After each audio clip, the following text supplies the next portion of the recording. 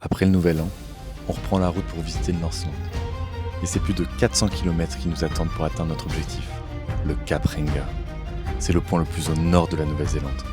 On va passer par Whangarei, Paia et la péninsule de Karikari. On profitera évidemment des plages et des nombreuses activités tout au long du trajet. Nous voilà partis pour un grand voyage.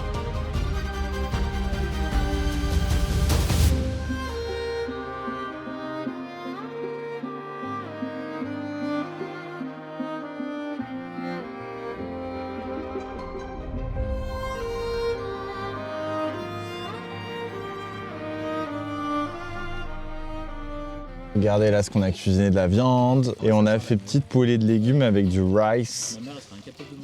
Là on a notre petit van cuisine juste là. Et on a la mer vraiment juste ici les gars avec un petit nuage tout rose. C'est magnifique. Je me suis baigné tout à l'heure et les copains ils sont allés courir. Et demain on va faire une visite de grotte sur la route. Voilà. Là on est en train de s'aventurer dans la Waipu Cave avec les confrères. Et là, on essaye de trouver un premier passage. Bravo. Allez, on y va. Tout ça pour pas se mouiller. Par contre, merde, je marchais dans l'eau.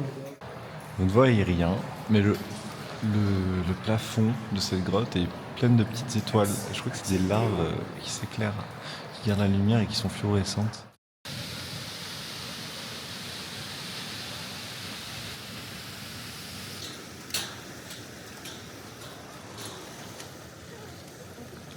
On est les gars à Whangarei Falls, toujours avec les mêmes. Yes, il adore être filmé en plus, c'est quand même vachement joli. Franchement,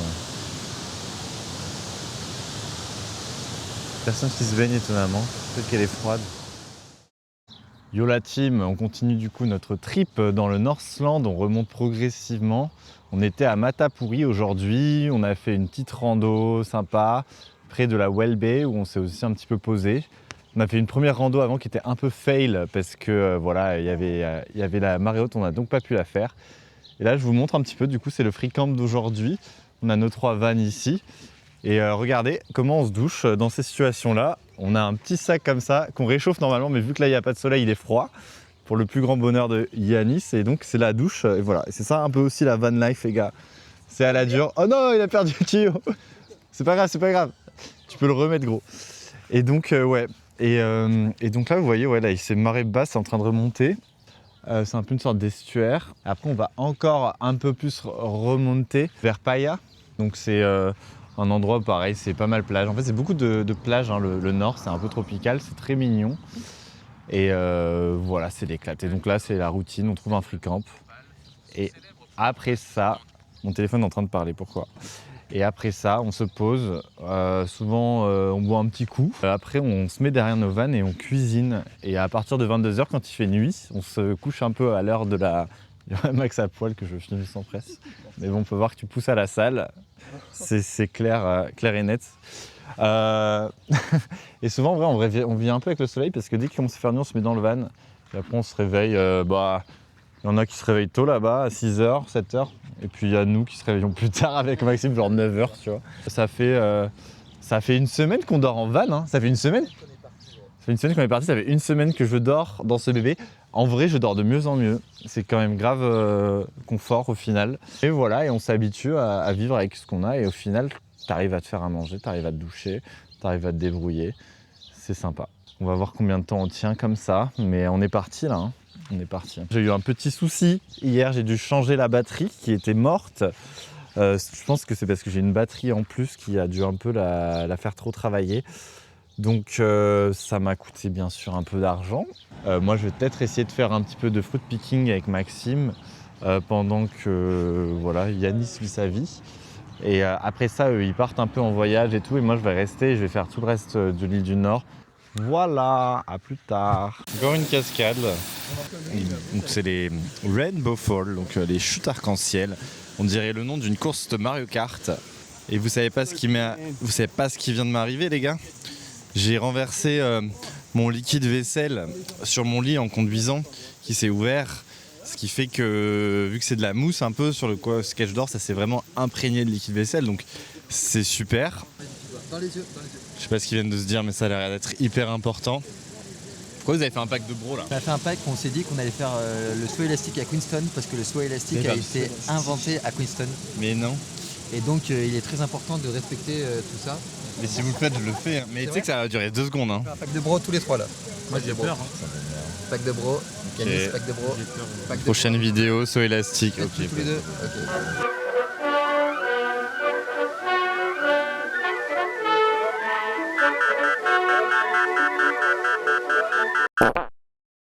J'ai réussi à cracher le drone. Je pense qu'il va bien. Mais voilà, on continue sur les bêtises, sur notre petite lancée. J'ai voulu reculer pour prendre la cascade et évidemment il y avait des arbres. Il est vraiment tombé genre juste à côté mais pas dans la rivière et vraiment à côté d'un petit chemin. Donc vraiment à récupérer c'était très très simple et j'avais encore le signal donc je voyais que la caméra était ok donc ça m'inquiétait pas trop. Et j'ai pu, grâce au signal GPS évidemment, aller les chercher. Vais-je encore faire des merdes aujourd'hui? Peut-être, parce qu'il n'est même pas 13h. Et il reste bien, je sais pas quoi, 7-8 heures dans cette journée, tu vois. On est quand même content, il fait beau et tout, et franchement, on est trop bien là. Petite excursion dans les jours à suivre, vu que là, il y a des îles à faire.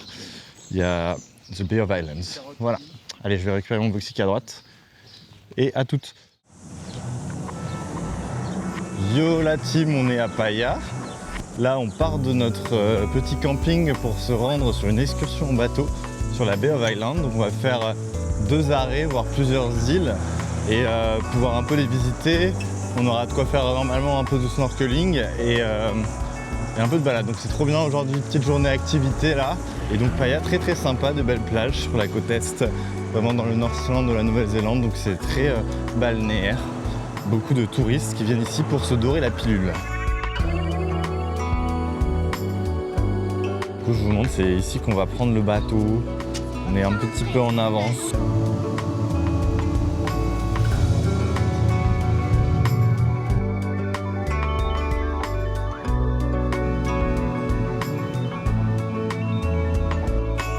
Ok, nous sommes donc sur la première île, Roberton Island. On va aller faire un petit viewpoint là-haut. 30 minutes de petit stop. Et c'est la première des 4 îles, je crois, où on va s'arrêter. Si je ne m'abuse. Et le Yanis qui arrive. Très très beau, j'adore. Très beau. Allez, on va faire le petit viewpoint, c'est parti.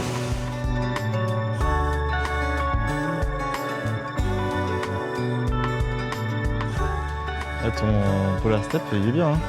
Oh là, un max, on va être au max. Hein. Non, il manque juste que je fasse quoi. Sans mauvais jeu de mots.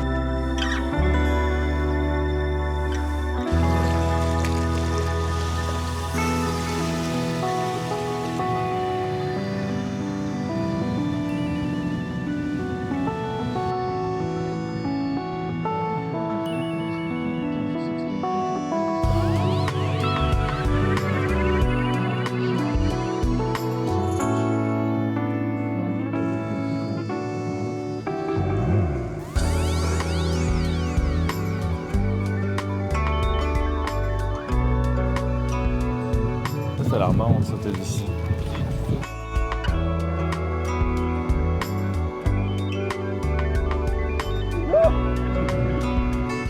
Les gars, je vais pas vous mentir, il y a du monde. Mais cette île, c'est vraiment le paradis. L'eau est turquoise, il fait beau. Petite mouette. Et donc là, ils vont prendre une bière et moi, je vais partir faire une petite rando parce qu'on a une petite heure.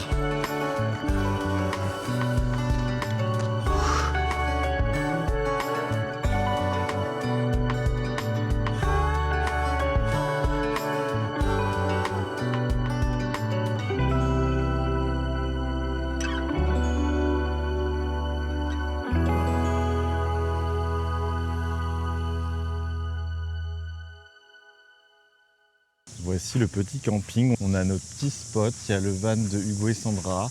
Après le van de Yaya. Ensuite mon van. Et tout là-bas, il y a le van de Maxime. Donc voilà, on a vraiment tout ce dont on a besoin pour vivre. C'est-à-dire une douche, un petit espace commun et tout. Donc très sympa. Ça coûte, je crois, 22 $ la nuit. Donc à peu près 11 €. Donc c'est assez bien pour avoir un peu tout ce dont on a besoin. Tout le nécessaire qu'on n'a pas forcément quand on fait des free camping. Là, on a notre petite base. Je suis en train de regarder des TikTok pour savoir ce qu'on va faire demain. Faut que je regarde faut que je regarde toutes les plages sur plan pour voir si c'est à côté de chez nous ou pas. qu'ici c'est chez nous. Faut qu'on filme la grillade quand même.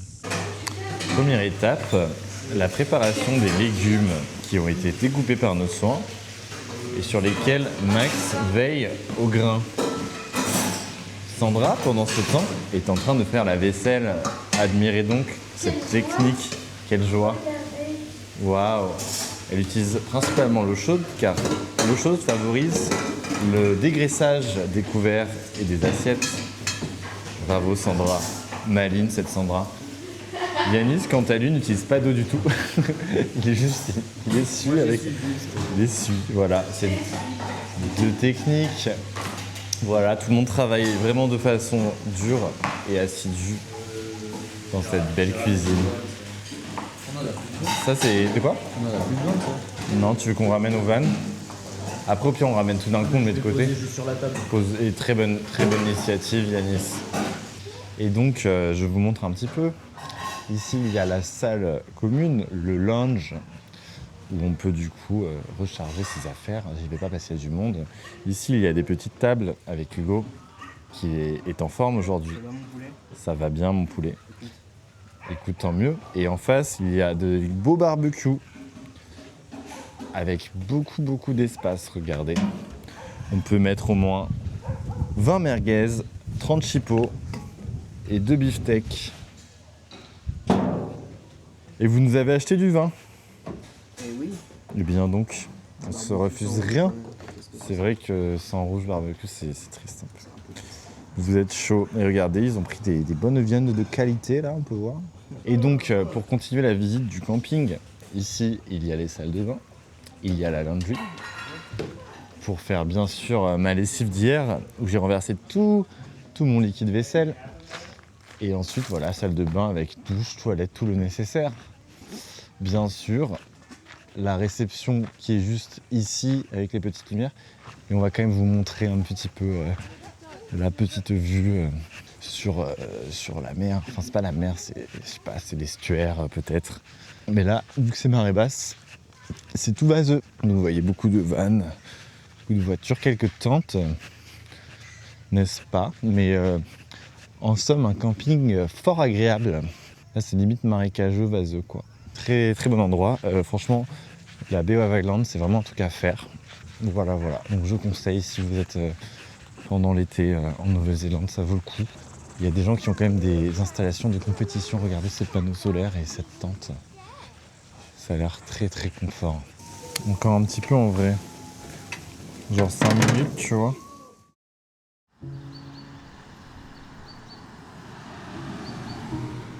Ça fait plus de 3 mois que je suis en Nouvelle-Zélande. Et j'ai la vertigineuse sensation de n'en avoir effleuré qu'une infime partie. Ce pays a tant à offrir, bien plus que ce que je ne pourrai jamais saisir. Alors aujourd'hui, je fais un choix. Plutôt que d'accélérer, je ralentis.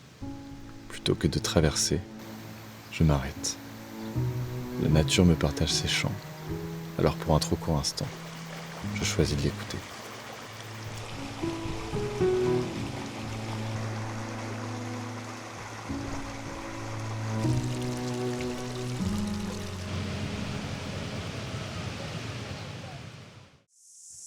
Ok la team, aujourd'hui il fait 29 degrés, je suis seul, je fais une petite rando qui se situe à peu près entre Paia, là où on était dans la dernière vidéo, et Taipa, là où on a campé hier sur une plage.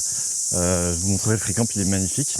Donc là je suis solo parce que en vrai il fait chaud et je comprends, ils ont préféré rester un peu à la plage. En fait ça m'a fait un peu retourner sur mes pas, mais j'avais vraiment envie de faire cette rando parce qu'on me l'avait conseillé plus récemment et qu'elle avait l'air vraiment cool. Et pour l'instant je suis vraiment pas déçu et heureusement c'est ombragé donc pour l'instant. Donc voilà, c'est une rando de à peu près 5 heures, 4h30, 5 heures. Où on va faire en fait un aller-retour. Ça monte, ça descend, ça monte, ça descend.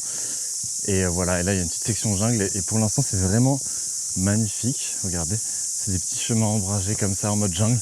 Là j'en profite parce que c'est un moment un peu plat pour filmer. Et voilà, donc j'espère être en haut à peu près à 14h.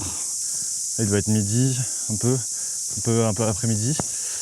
être en haut à 14h pour redescendre genre ouais, vers 16-17h et pouvoir aller me rafraîchir ensuite à la plage à 18h là où on campe. Et puis voilà, repasser une petite nuit sur la plage. J'espère pouvoir monter parce que c'est un peu galère là en fait en van finalement, donc j'ai pas eu trop l'occasion. J'ai essayé de commencer. On a un petit fleuve à traverser, on aurait presque envie de s'y baigner quoi. Petite rivière sympa. Regardez les gars, j'ai fait un petit dick move. Je me suis dégueulassé les chaussures, il y avait de la boue. Et en fait je pensais vraiment pas que c'était profond. Je me suis enfoncé jusqu'à là. Et du coup le deuxième pied est parti. Et donc voilà, je nettoie donc mes chaussures. Or mes chaussettes sont immondes. Mais ce sont les joies de la rando, c'est l'aventure, c'est ok. Ce sont des accidents qui arrivent. Du coup je suis en train de marcher pieds nus pour essayer de faire sécher mes chaussures. Et voilà, ça va faire le trick. Par contre mes chaussettes sont dégueulasses de chez dégueulasse. Bon, j'ai une source d'eau là.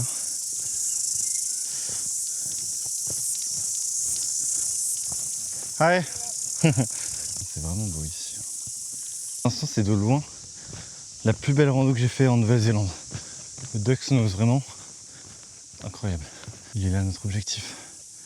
Le Duck Nose, tout là-haut. Je vais pas vous mentir, il fait très chaud là. La fin elle est raide en plein soleil. C'est bien hardcore. En fait ça monte comme ça là. Sur moins 1 km. 1,5 km je crois. C'est bien vénère. Mais bon, on continue à grimper. Je crois qu'on est sur la section finale avec une barre en fer pour nous aider. Allez, c'est parti. Regardez les gars, voilà la récompense quand on arrive en haut. C'est magnifique. Franchement, ça fait plaisir. C'est magnifique. Pas dégueu la vue. Vraiment pas dégueu.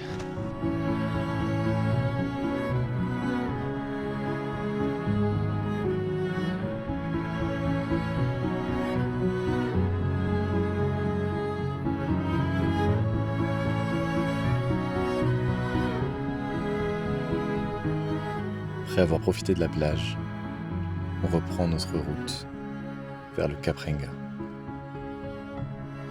Ici, les paysages sont magnifiques.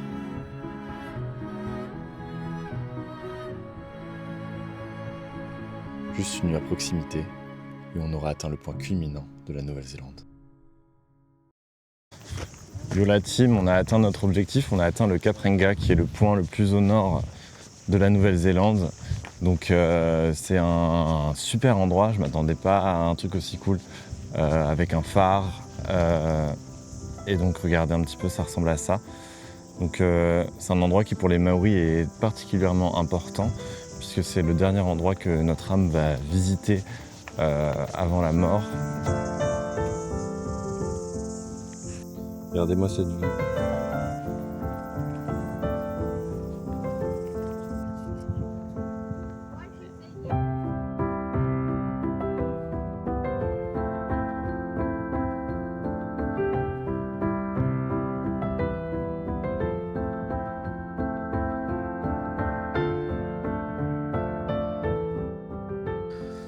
Et c'est après cette importante étape que nous reprenons progressivement notre route vers Auckland. On passera par la forêt Waipoua, à la rencontre du plus grand arbre de l'hémisphère sud. On profitera des eaux turquoises et du sable blanc des lacs Kaiwi. Puis on fera un bref passage par Dargaville et ses alentours. Ok les gars, on a quitté le nord-nord du Northland. Et là on est à Waipoua Forest pour aller voir un très gros arbre, un kauri, le deuxième plus large de Nouvelle-Zélande. Et donc petite marche dans la jungle. C'était vraiment une... C'est pas grave, on va aller le voir, il est bien aussi. Il est situé dans la forêt de Waipoua aussi, le premier. Ok, parce que je crois qu'il y a le premier plus grand qu'on aimerait voir aussi. Mais on peut essayer d'aller le voir après, on a le temps bien sûr. Et donc, on a quitté le Northland. Là, on est vraiment plus sur l'ouest. Je trouve que les routes, elles sont magnifiques, beaucoup plus jolies qu'à l'est. C'est plus sauvage, moins urbain. Et il y a plein de trucs trop cool. Et donc il y a plein de petites réserves comme ça et de forêts. Je trouve aussi un fréquent trop bien hier. Moi je suis arrivé hyper tard en pleine nuit du coup parce qu'on s'était un peu séparés. Parce que je voulais faire du montage. Donc je me suis posé dans un McDo parce que j'arrivais pas en fait à monter dans le van.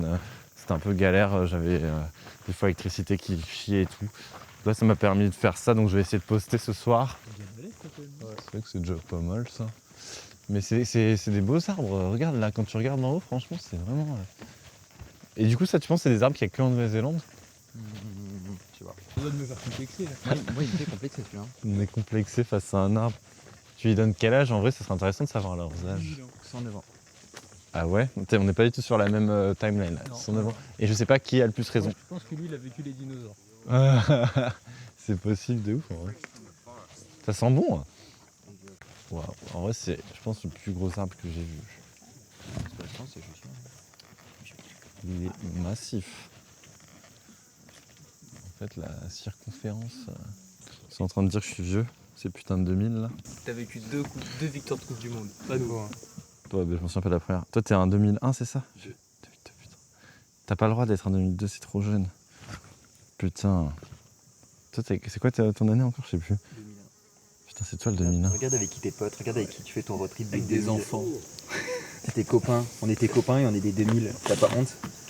Un petit peu. Mais non, je m'en fous, moi. C'est pas l'âge. L'âge, c'est qu'un chiffre. Hein. C'est une phrase de pédophile. Je la voyais. Je la voyais pas comme ça, cette phrase. C'est celui-ci, le plus gros arbre de l'hémisphère sud. Il est plus grand. Peut-être pas autant en circonférence. Je crois qu'il est même moins vieux. Mais il est plus grand. Voilà. Il est quand même assez badass. Regardez les gars, on s'est arrêté à un lac de fou furieux. Je conseille de s'arrêter à ce lac, de vous arrêter au lac Tararua si vous avez le temps. Parce que il est magnifique, c'est des plages toutes blanches. Moi c'est la première fois que je vois un lac, je crois, avec du sable aussi beau. Et du coup dedans, là il y a un peu moins de soleil, mais l'eau est bleu turquoise, l'eau est super bonne. Et on peut vraiment nager tranquille quoi. Et il y a pas mal de plages, donc il y a vraiment moyen de se poser et être tranquille solo quoi. Vraiment énorme recommandation, encore un coup de cœur. Il y a beaucoup de coups de cœur en ce moment. Je me suis fait une petite frayeur aujourd'hui parce que ma roue était légèrement dégonflée. Et du coup, j'étais en mode putain, encore des dépenses de con. Et au final, on a trouvé le garage le plus proche, on a pu rouler un petit peu et il a pu me réparer ça sans changer la roue. Pour la modique somme de 30$. Donc cœur sur eux, force à eux pour leur avenir bien sûr. Les deux BG n'ont pas voulu se baigner avec moi parce qu'ils préfèrent jouer au foot sur la plage. Voilà, et on redescend tranquillement vers... on est toujours dans le Northland, je pense qu'on sera à Auckland d'ici 1 ou 2 jours, j'en sais rien. Un truc comme as. Et essayer peut-être de trouver du travail parce que la cheese money, ça dure un temps, mais la cheese money n'est pas éternelle, malheureusement. Quel réflexe. Et ça y est, notre tour du Northland touche à sa fin. En 2 semaines de voyage, on en aura pris plein la vue. Je me dirige maintenant vers Auckland, en profitant d'un dernier lookout point pour conclure ce premier grand trajet.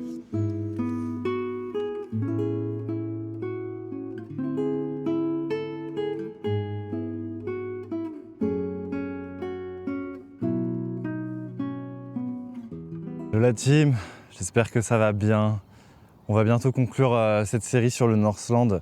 On a dormi du coup hier à Dargaville qui est juste là-bas, après la rivière. Et là on est sur un lookout point, donc un point de vue qui s'appelle le Takatoka.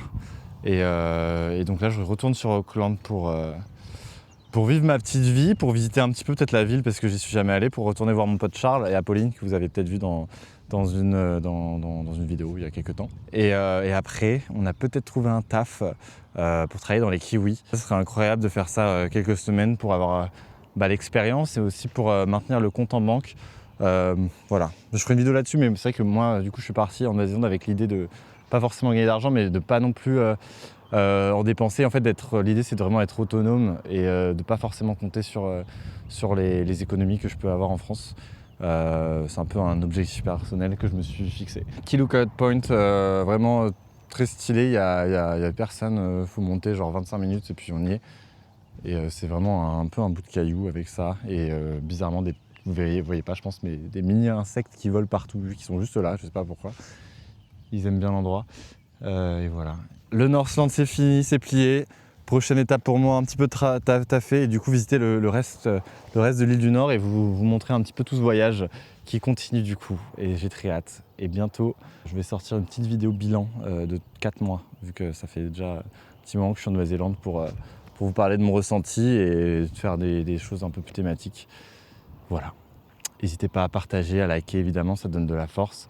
N'hésitez pas à me suivre également sur Instagram ou sur TikTok où je fais des petites vidéos en version un peu raccourcie de ces vlogs. A plus la team.